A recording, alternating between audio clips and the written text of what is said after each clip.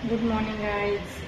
तर नेहमीप्रमाणे आपलं वर्कआउट झालेलं आहे आणि वर्कआउट झाल्यानंतर आपल्या नाश्त्यामध्ये काय असणार आहे. चला तर आज मी तुम्हाला एक वेगळा पदार्थ दाखवते. या नाश्त्यामध्ये आपण ज्या भाज्या अवेलेबल आहेत त्या घालायच्या आहेत. सर्व भाज्या मी यामध्ये दुधी भोपळा, गाजर, बीट, कांदा, शिमला मिरची, पालक, वाटाणा चॉपरला चॉप करून घेतलं आणि ते घातलेलं आहे.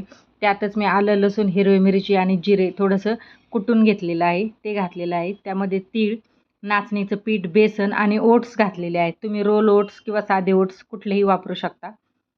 अशा प्रकारे आपला हा हेल्दी आणि पौष्टिक नाश्ता आपण दह्याबरोबर घेणार आहोत. आणि अशाच नवीन नवीन रेसिपीसाठी माझ्या या आय डीला नक्की फॉलो करा. आणि हा आपला नाश्ता इथे तयार झालेला आहे. आणि यासोबतच हा पौष्टिक नाश्त्यासोबतच आपला नेहमीचा नाचणीचा लाडू आणि मिक्स सीड्स या तर घ्यायलाच पाहिजे.